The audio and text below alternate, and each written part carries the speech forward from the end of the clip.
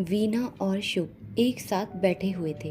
Veena coffee पीते हुए शुभ से बोली, देखो शुभ, तुम्हारे पापा मेरे पापा के बहुत अच्छे दोस्त हैं और हमारी फैमिली उनकी बहुत इज्जत करती है और मेरी लाइफ में कोई लड़का नहीं आया है अब तक। मैं सीधा शादी के बाद वाले प्यार में बिलीव करती हूँ।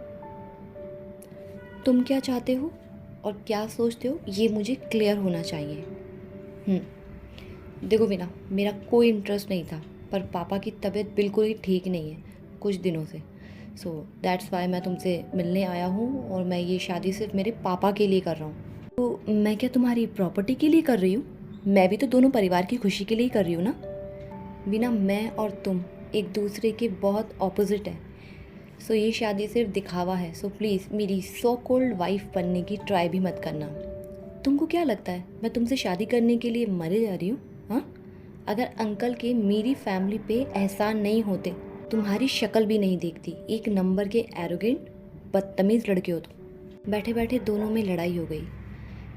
खैर फाइनली घर जाके दोनों ने अपनी फैमिली को इस शादी के लिए हाँ कर दिया। वीना ये शादी इसलिए कर रही थी क्योंकि शुभ के पापा कई बार अपने दोस्त मिस्टर गोयल साहब के यहाँ जाते थे और शुभ के बारे में काफ़ी डिस्टर्ब लगते थे और दोनों फैमिली ने ही मिलके इस रिश्ते की बात बहुत पहले कर ली थी। वीना शुभ के पापा की बहुत इज्जत करती थी क्योंकि जब उसकी फैमिली फाइनेंशियली क्राइसिस में थी तब शुभ के पापा ने ही उनके घर को संभाला था और वो ये एहसान अब तक नहीं भूली। फाइनली दोनों परिवार मिलते हैं, शादी का मुहूर्त निकालते हैं। शुभ के पापा की तबीयत ठीक नहीं थी, इसलिए शादी सिर्फ परिवार के लोगों के बीच में सिंपल तरीके से हो जाती है।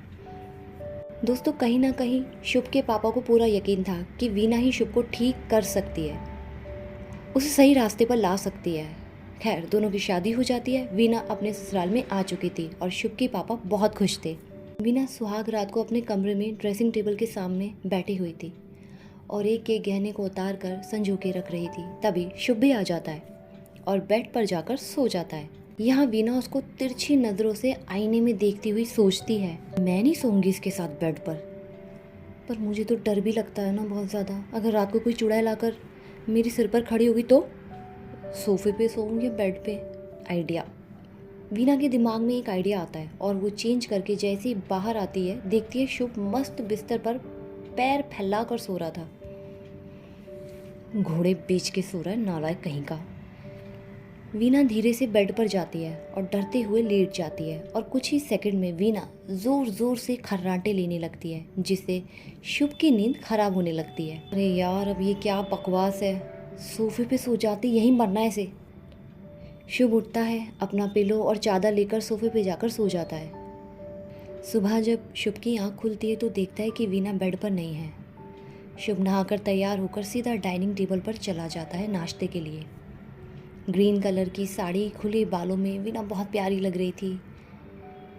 शुभ उसको देखता ही रह गया, पर रात वाली बात को याद करके उसे फिर से गुस्सा आ जाता है। शुभ की मम्मी एक थाली में नाश्ता लगा के ऊपर के कमरे में शुभ के पापा के लिए नाश्ता ले जाती है। अब वीना और शुभ आमने सामने बैठे थे। नाश्ता लगा दो या खुद खा लोगे? मेरी बीवी बनने की ज़रूरत नहीं है, समझी ना तुम। नाश्ते के बाद शुभ ऑफिस चला जाता है और वीना शुभ के पापा के कमरे में जाती है। मॉर्निंग पापा, कैसी तबीयत आपकी? अब तुझे देखकर ठीक हो गई है बेटा। देखा शुभ की माँ, मैं ना कहता था वीना हमारी बेटी से कम नहीं है। शुभ की मम्मी तभी वीना से बोल पड़ती है, वीना, मैंने शुभ को बहुत नाजों से पाला है और उसे लेके कुछ गलतियाँ भी कर दी है बेटा, पर वो इतना भी बुरा नहीं है। मुझे लगता है तुम संभाल लोगी। हाँ, पर हम तीनों को मिलके उसके सामने नाटक करना पड़ेगा बेटा, वरना उसे लगेगा कि मेरी माँ भी बदल गई। डोंट वरी माँ, मुझे सब पता है। चलो पापा, अब आप रेस्ट करो। माँ, मुझे कुछ काम करना है, बताओ। नहीं बेटा, घर में नौकर चाकर है, तू जाकर अपने कमरे में आराम कर और अपनी अलमारी में कपड़े जमा। वीना दिन भर अपने कमरे को सजाने में जुट जाती है। कुछ दिन ऐसे ही गुजर गए। एक शाम शुभ ऑफिस से जल्दी आ जाता है। वीना फ़ोन पे बात कर रही थी अपनी माँ से। पता है माँ, मैं रात को ज़ोर ज़ोर से खर्राटे लेके उसे परेशान करती हूँ और उसे लगता है ये मेरी बीमारी है। शुभ समझ जाता है कि इतने दिन से सोफे पे उसे सुलाने के लिए वीना ने ये सब ड्रामा किया था। बेटा, आज रात तो तुम गई, खाना खाने के बाद वीना कमरे में जाती है। शुभ बेड पर ही बैठा था। यहाँ क्यों बैठे हो, जाओ सोफे पे जाके सो। नहीं, मुझे बैक पेन होने लगा है काफ़ी टाइम से। आज तुम सोफे पे सो जाओ। नो वे, मुझे नींद नहीं आएगी। तो ठीक है, आ जाओ, सो जाओ उधर मेरी प्यारी बीवी। वीना मन ही मन सोचने लगती है, हैं आज इसे क्या हुआ और इतने बदले बदले क्यों लग रहे हैं इसके सुर। शुभ बेड पर एक साइड लेट जाता है और वीना भी डरते डरते बेड पर जाकर सो जाती है। उस रात वीना ने डर के मारे खर्राटे नहीं मारे।